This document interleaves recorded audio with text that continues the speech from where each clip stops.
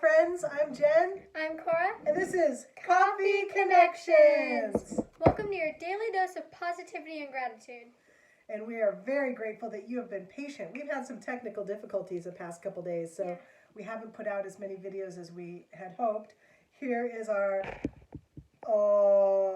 Cooper. He wants to be part of it today. Papa? All right, so now our gratitude sesh. Cora, I am super grateful that yesterday when I hurt my back, you were immediately helpful. I was asking you to do extra things. I even made dinner for the whole family. But you started off with coffee. I taught her how to make coffee by shouting the... I really don't like it, and I really don't even like the smell of it. I still did it for her. Yeah, so I picked up the puppy yesterday the wrong way, and I think I was bending over wrong and twisting wrong and was probably trying to get her in a flash and tweaked my back. So I was flat out yesterday and a little bit today, and Cora took instructions from the couch and made me some coffee. And second time I had to make coffee for her. I made it. And she was bringing me my laptop and doing all sorts of things. But it's your flexible, easygoing, helpful attitude that is what I'm super grateful for. But when I'm like, why do I have to do that? It's because when I'm in jailbreak and I just got a key card and the police officer's chasing me and I'm just like, and they're like, can you bring me my glasses? I'm like, I just want.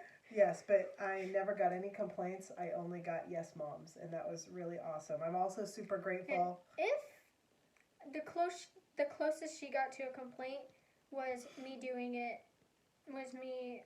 trying to get to a spot where I can pause in my game to then help. We don't complain on this show. It's all about connecting with our friends and making sure you don't feel alone during this time while we're homebound.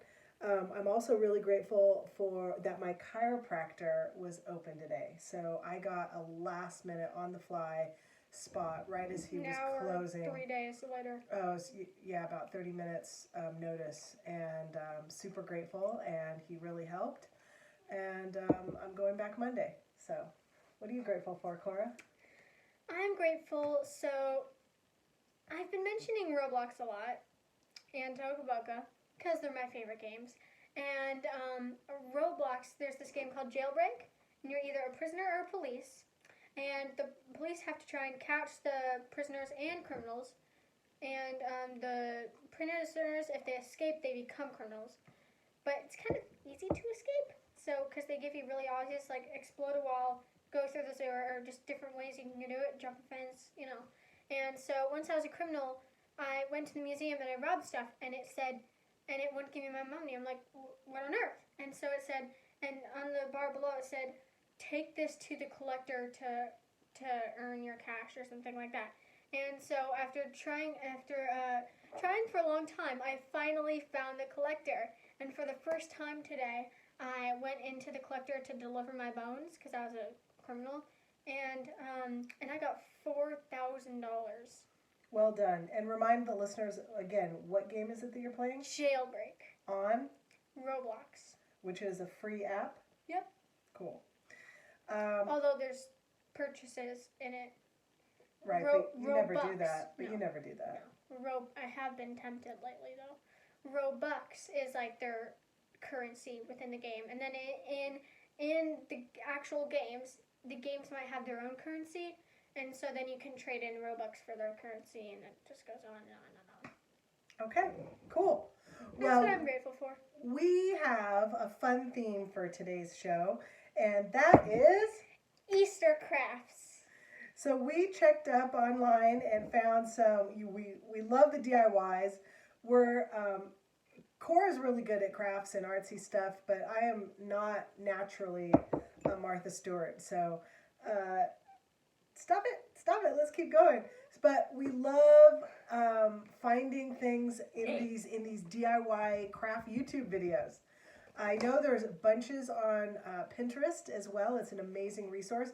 But we love just watching the DIY easy crafts. And so we'll be like, oh, that's so hard. and then that's so hard, and then we see the finishing thing, and then we're like, this is easy. I can make this. So tell them about the first one that we did today. The first one, you mean mine? Yep. Mine? Okay. So the first one we did today is an egg decorating thing. Craft. And so we have brown eggs. So ours turned out a little different. But brown and white, whatever ones, they still work except rotten eggs. You have Actually, just you don't use those. You have to hard boil your eggs first. And so you hard boil the eggs, and you basically like drop the nail polish into each drop, and it just expands and expands. That didn't work for us. Well, no, we took a different. So we took a totally. Oh yes. So we actually poured it from the bottle to get enough paint in there. Yeah. But we did a separate video, and so here is our fingernail painted Easter eggs.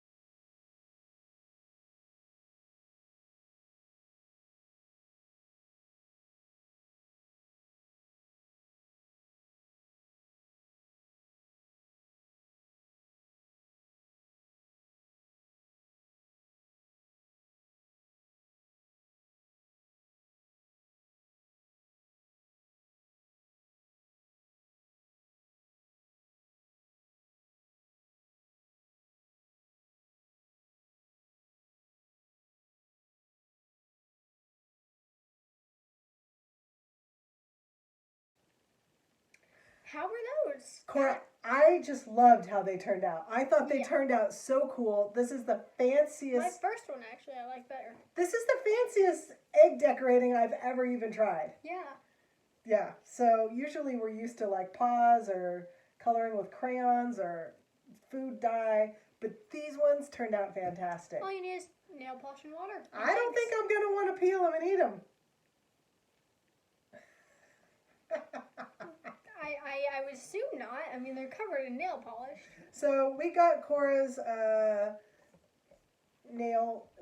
fingernail painted Easter eggs. A really, really fun project. Easy to do. It took longer to hard boil the eggs than it did to paint them. Yeah. You just want to make sure that you have a surface that is okay to get the nail paint on. We didn't, but we had wax paper to put the eggs on afterwards and to put the gloves on afterwards, and so that worked out for us. So Cora, read where that came from. So it came from 5 Minute Magic, that is 5 Minute Magic, and 25 great 5-minute Easter craft ideas. Which the 5-minute part is hilarious, right? Because we tried one that was 5 minutes and it turned out to be 20. Yeah, ours was probably... Or a full hour, which seems most likely. Yeah, this one, the nail paint one, wasn't long, but it was longer than 5 minutes. It was probably 15 minutes. Yeah, to hard boil the eggs as well. Yeah. Okay, so the one that I found, my resource is from one that a YouTube channel we've mentioned before, 5 Minute Crafts Play. 5 Minutes Crafts Play, and this is called 13 Fun and Cute Easter DIYs. So what I like about this one is that... In my lap. Stop interrupting.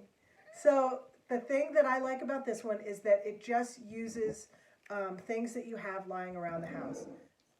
Okay, so for my resource, I've got ours from 5 Minute Crafts Play, 13 Fun and Cute Easter DIYs. And what I love about this craft is that you're just taking things from around the house.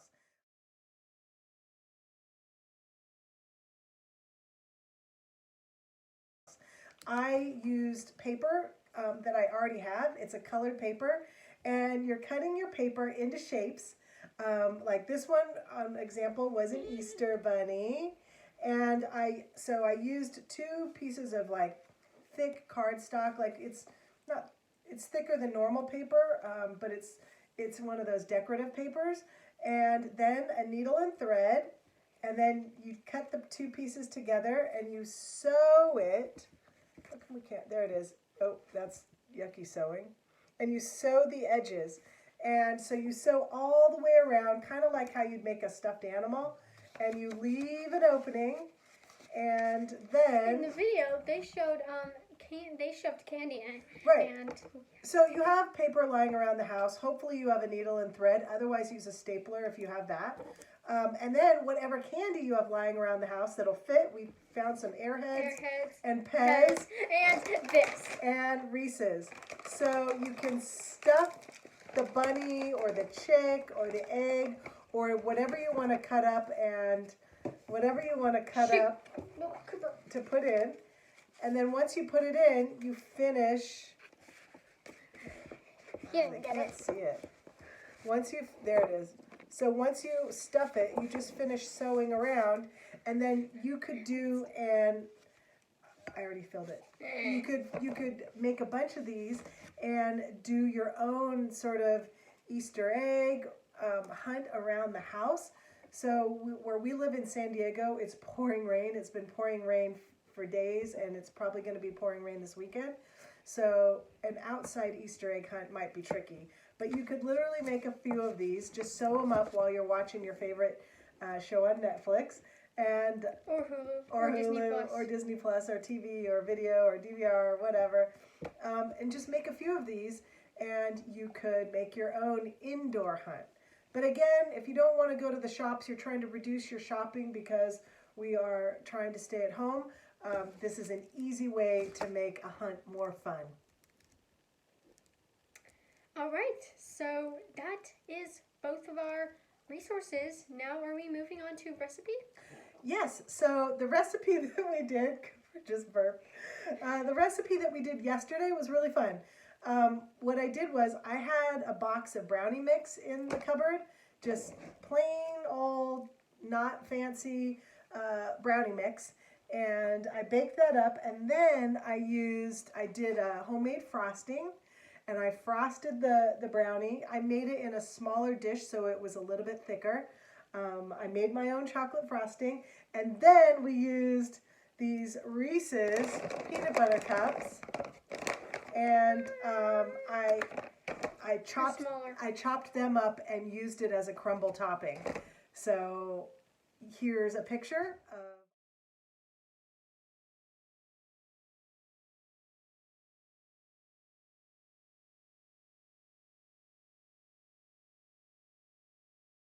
of our Reese's peanut butter cup brownies. They were yummy, weren't they, Cora? Yeah. Yeah. And So, they looked amazing. They just looked amazing. and I just made it up. And I just wanted to eat these. While You she's can making them. go ahead. So yeah, so that's kind of another fun thing to do while we're homebound is to just make stuff up and dress stuff up. Like in that other episode, we dressed up microwave popcorn, and this time we dressed up box brownies. So anyways, you're going to hear from us again before Easter, but we hope you have fun decorating your home or making treats or drawing or coloring or just being festive. There's plenty to do for positive vibes while we're homebound, isn't there, Cora? Mm-hmm. All right, so that's it for now. Stay connected.